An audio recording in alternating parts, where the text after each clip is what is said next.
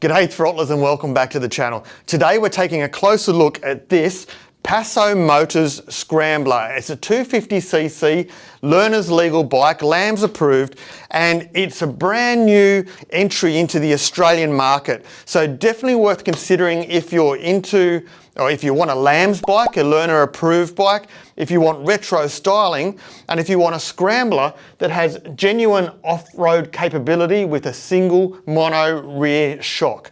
Stick around to the end. I'm going to have a look at the specs, I'm going to answer some of your questions, and I'm going to offer you my final thoughts right at the very end of the video. So let's take a look at the Passo Motors Scrambler.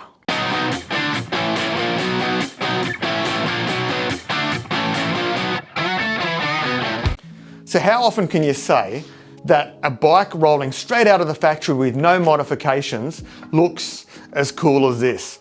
I think this is one of my favourite looking bikes on the market today.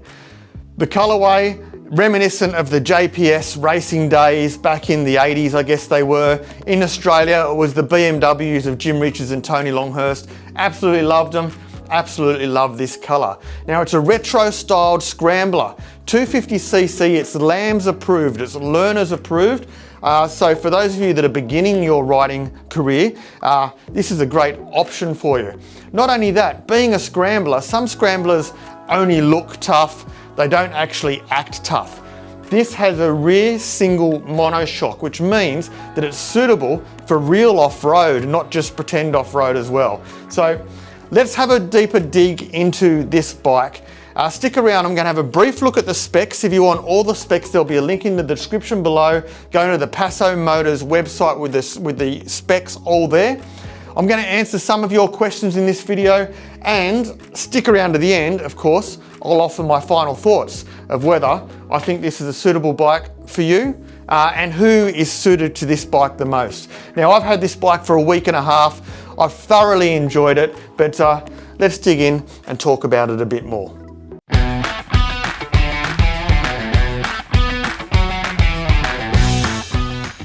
The power plant is a 249.2cc motor built by CF Moto. It's a LAMS approved bike with a single cylinder 4-stroke liquid cooled 4-valve double overhead cam with a balance shaft.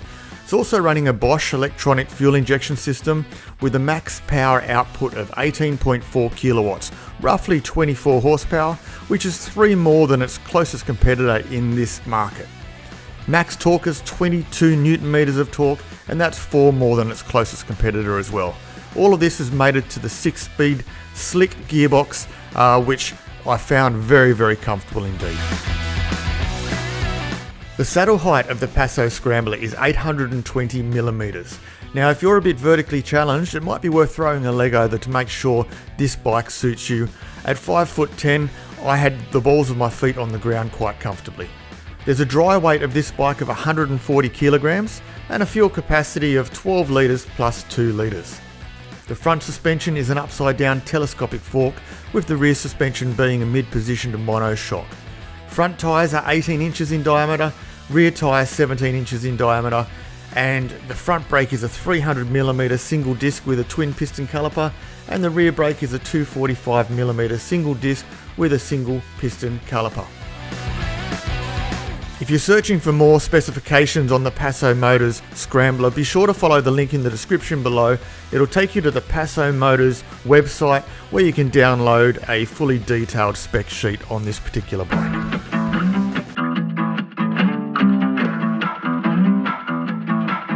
So if you're not already following me on Facebook and Instagram, make sure you go and do it right now, Throttle Down Under on both platforms. But I put up a photo and some questions last week, and it was, what do you want to know about the Passo Motors Scrambler?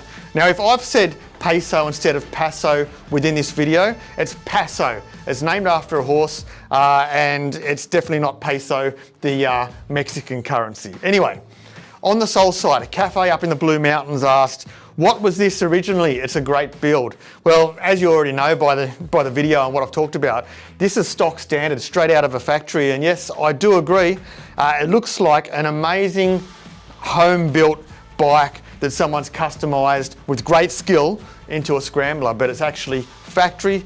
So Chewy Picks, my mate Chewy has asked, is it a 250? Yes, it's a 250, 249cc in fact. CF Moto engine, built in China, 2-year warranty, and for a city bike and a light off-roading bike, more than enough horsepower.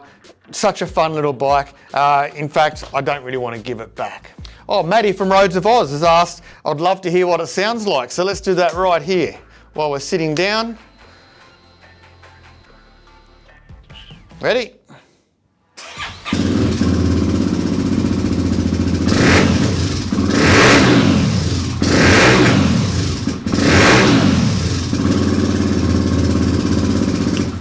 So obviously it's a 250, it's a great little motor. This exhaust does make it sound really spot on. It's loud enough without being so upsetting your neighbours sort of loud. So I really like the sound of it. Easy Does It Moto asks, I see it has 6 speeds. So it'd be interesting to see if it can hang comfortably at 100 on the freeway. And I can say yes, it gets to 100 quite easily. It sits at 100 comfortably on the freeway. However, as with any other 250 or low horsepower engine, it's working pretty hard at the 100 kilometers an hour mark. So I would say that if you're planning on doing freeway runs regularly, it's probably not your best choice of bike, but it's a great urban bike, it's a great LAMS approved bike, and it's a great off-road bike as well. So it's still a win, but there's some better choices if you're doing long freeway runs and if you're doing them frequently in particular.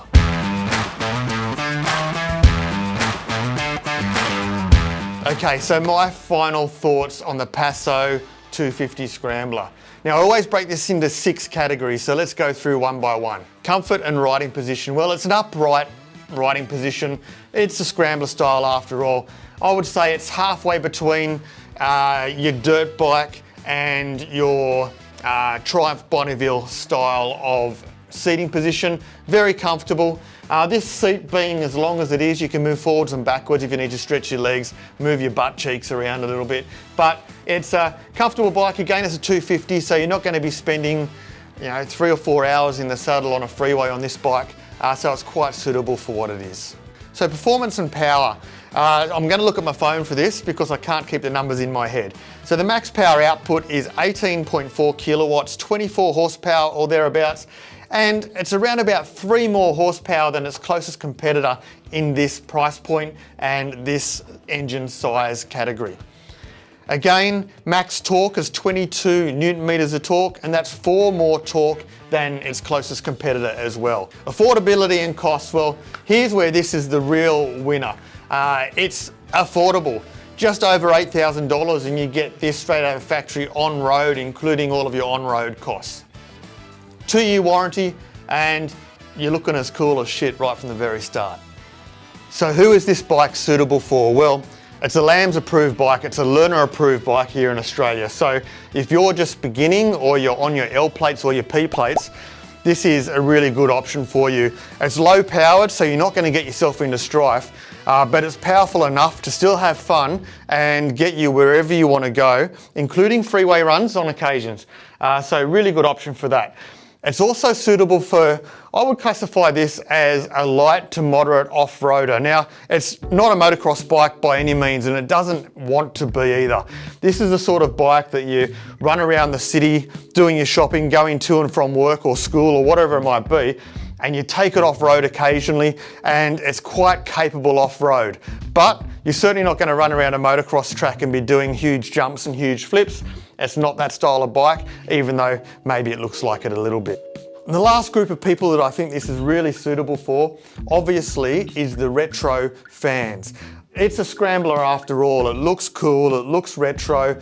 If you're into the cafe racer scene or the Scrambler scene, if you like the look of the customized bikes but you don't have the skills like me, this is the bike for you. And in particular, coming up in 4 weeks is the Distinguished Gentleman's Ride. This is the perfect bike for the Distinguished Gentleman's Ride. It fits the brief absolutely perfectly.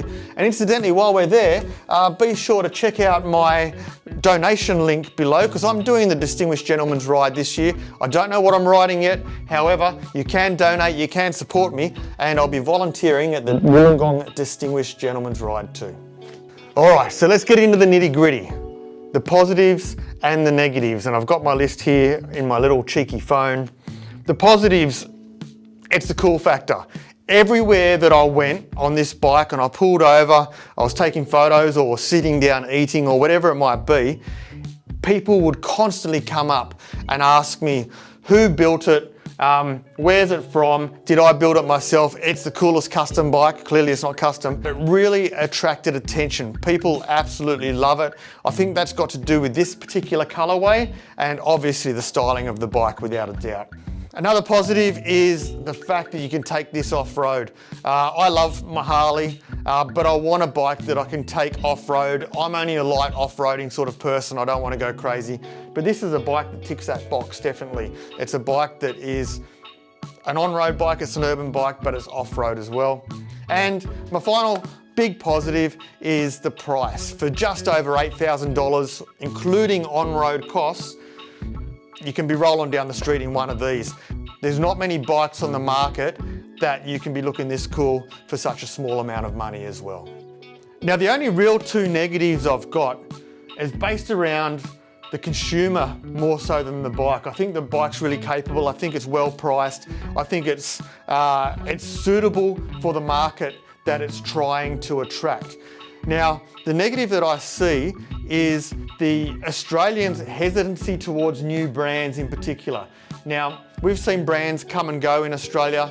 Obviously, the big ones always stick around, but some of the smaller ones come and go. These guys are committed to the Aussie market. There's a 2-year warranty on these things. So definitely something that you don't need to worry about. This is going to be around for a long time yet. Look, let's face it, hesitancy for a brand new product that you may not have heard of before is a real thing. But in my opinion, this is a really good buy for a beginner. It's a good buy for someone, a light off-roader. I think maybe if you have a property or some acreage somewhere, awesome bike to be knocking around the acreage. And it's a perfect city bike to be going to and from work, going to the shops with a backpack on. I can't fault it. I really enjoyed my time with this. Look, I really encourage you to contact Paso Motors and take one of these for a test drive. When you see it in person, you'll see how cool it is. When you jump on, you'll feel how fun it is, and you'll be able to put your mind at ease by having a closer look at the workmanship on this as well. Paso Motors, guys, brand new bike in the Aussie market. Check it out. Follow them on Instagram and Facebook and reach out to them if this is something that interests you. Tell him that Throttle Down Under sent you, because he's offering a discount to all people who've watched the Throttle Down Under video. So you'll be able to get some money off an already super affordable bike, guys. Look, I hope you enjoyed this review. Check out Paso Motors. Throughout the video, I may have said peso, and I apologize. It's not peso, it's paso, paso, paso, paso. And it's actually a style of rare horse. So it's really important to get the name right. And again, I apologise if I said it wrong throughout the video. Throttle on, folks, stay safe, and until the next video, I'll see you later.